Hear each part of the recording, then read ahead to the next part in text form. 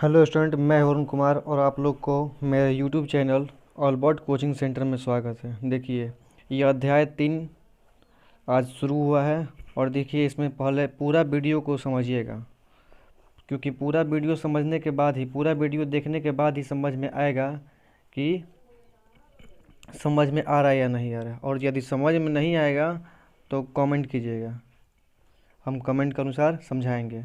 देखिए, लेसन है आज का आव्यूह। आव्यूह में क्या दिया गया है, पहले आव्यूह किसको कहा जाएगा, आव्यूह का मतलब क्या होता है। तो वो देखिए, गणित में आव्यूह एक अदिश राशियों से निर्मित आयताकार रचना है, जिसे इस बॉक्स में लघु कोष्ठक में, छोटा वाला कोष्ठक में लिखा जाता है। ठीक ना, यहाँ पर अंक भर देंगे 1 2 3 4 5 6। तो ये हो गया आव्यूह, और इसको बोलते हैं R1, इसको बोलते हैं R2, और इसको बोलते हैं C1, इसको बोलते हैं C2, और इसको बोलते हैं C3। इसी के अनुसार यहाँ पर लिखा जाता है आव्यूह की कोटि। जो नेक्स्ट आगे टॉपिक, आगे पॉइंट है, वही आव्यूह की कोटि पढ़ना है। तो इतना लिखेंगे, ये इधर से कितना दिया है 2 दिया है, और इधर से कितना दिया है 3 दिया है। इधर से 2 दिया है तो यहाँ पर 2 लिखते हैं, और इधर से 3 दिया है तो यहाँ पर 3 लिखते हैं। तो ये 2/3 कोटि का ये आव्यूह हुआ। तो देखिए, कोटि को 2/3 या 3/2 कितना भी हो सकता है आव्यूह। ठीक, पहले देखेंगे कि आव्यूह को लिखा जाएगा इस कोष्ठ में, लघु कोष्ठक में। एगो होता है दीर्घ कोष्ठ, ये वाला बड़ा वाला कोष्ठ होता है, इसके अंदर भी लिख सकते हैं 1 2 3 4 5 6।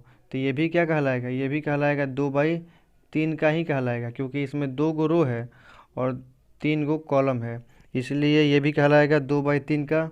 देखिए अब आगे आव्यूह की कोटि। तो आव्यूह की कोटि जो समझाना था वो पहले ही समझा दिए आव्यूह में ही। अब यहाँ पर है आव्यूह का प्रकार पढ़ना है। तो आव्यूह का प्रकार क्या दिया है, पहला है आव्यूह के प्रकार में स्तंभ आव्यूह। स्तंभ आव्यूह कॉलम मैट्रिक्स, जिस आव्यूह में केवल एक स्तंभ आव्यूह हो, केवल एक हो, ये वाला केवल एक है इसमें, ठीक ना, ऐसे एक है, तो इसको क्या बोला जाएगा, स्तंभ आव्यूह बोला जाएगा। और आव्यूह को क्या बताया है कि 2/3 लिखते हैं, तो 2/3 लिखते हैं तो ये वाला एम होता है और ये वाला एन होता है।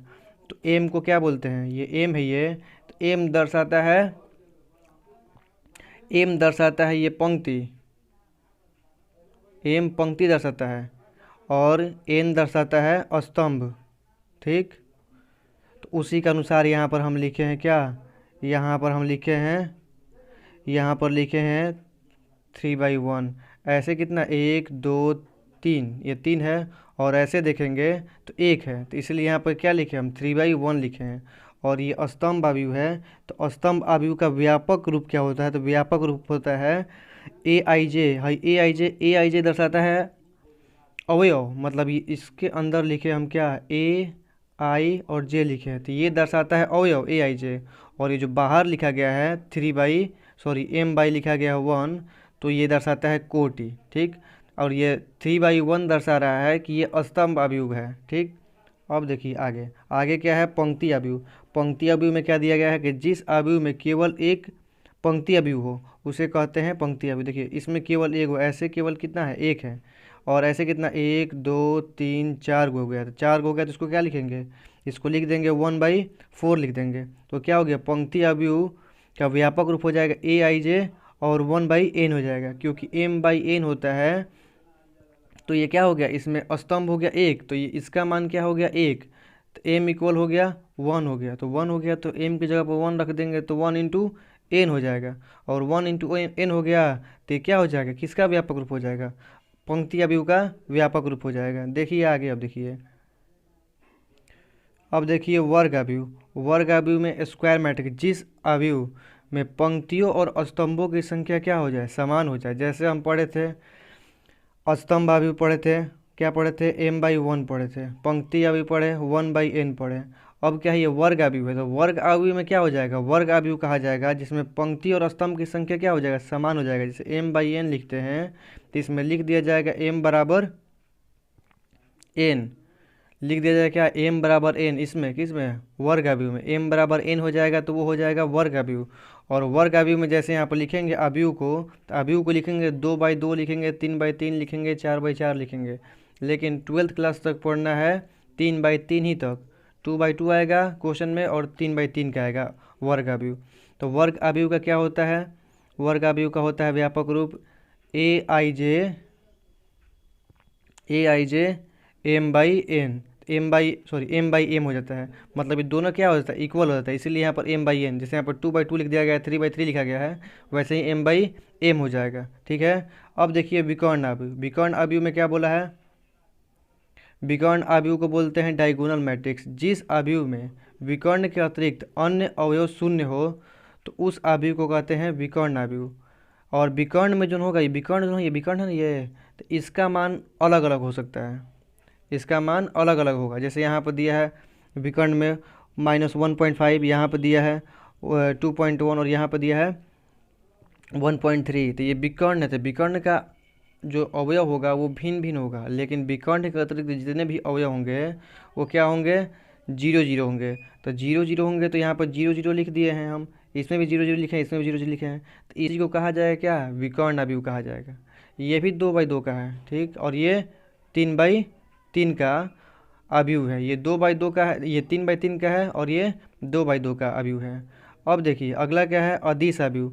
अदिश अवयव किसको बोला जाएगा, जिस अवयव में विकर्ण के अतिरिक्त अन्य सभी अवयव शून्य हो, ठीक हो, और विकर्ण के अवयव समान हो। विकर्ण अवयव में था कि विकर्ण के अतिरिक्त अन्य सभी शून्य हो, और विकर्ण अवयव जो हो, विकर्ण के जो अवयव हो, ये विकर्ण के अवयव ये भिन्न भिन्न हो। लेकिन अदिश अवयव में विकर्ण के अतिरिक्त अन्य सभी शून्य हो, लेकिन यहाँ विकर्ण जो दिया रहेगा वो बराबर होना चाहिए, एक समान होना चाहिए।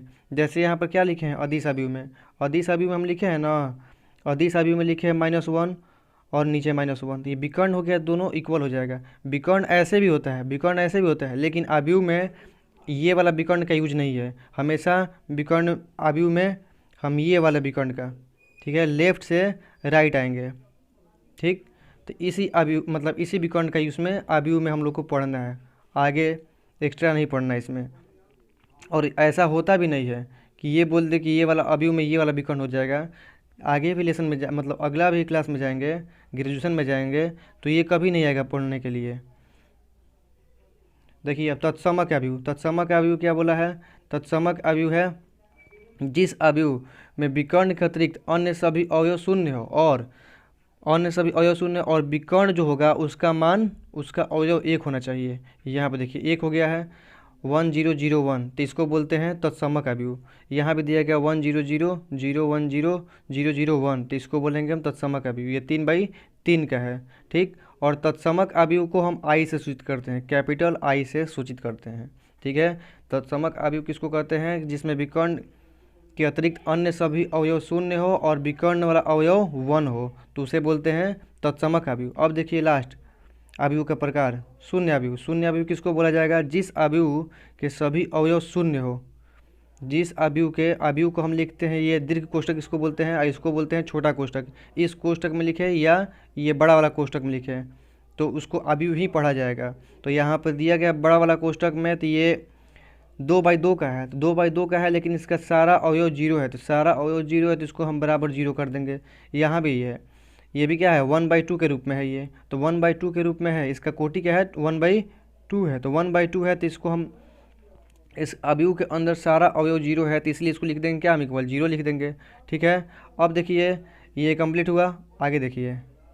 अब देखिए अवयवों की समानता, अवयवों की समानता के बारे में पढ़ना है। तो अवयवों की समानता किसे कहा जाएगा, यदि दो को अवयव दिया रहेगा ए और बी, इन दोनों को समान अवयव तब कहेंगे जब क्या हो जाएगा, इनकी दोनों कोटियाँ समान होगी। जैसे यहाँ पर देखिए, यहाँ पर ये 2/2 है और ये भी 2/2 है, और साथ ही 2/2 होने के साथ ही समान अवयव तब कहा जाएगा। ये जरूरी नहीं कि ये समान हो गया तो इसको बोल देंगे कि दोनों समान अवयव है, मतलब समान समान ये अवयव है। इसको समान इतना होने के बाद भी बोला जाएगा तब समान जब इसके दोनों के संगत बराबर हो जाएंगे। ये वाला जैसे देखिए यहाँ पर A11 है, तो इसका A11, इसका भी B का भी A11, A का वो A11, B का A11, A का A12, B का A12, और A का 21, B का 21, A का 22, B का 22 अगर इक्वल होगा तब इसको बोला जाएगा समान अवयव। अब देखिए ये लेसन था क्या, 2 अध्याय था और ये इंट्रोडक्शन था, इंट्रोडक्शन वीडियो है। इसके बाद वीडियो देखेंगे नेक्स्ट, उसमें पूरा सॉल्यूशन देखेंगे अध्याय 3.1 का। अब इसी के साथ समाप्त करते हैं।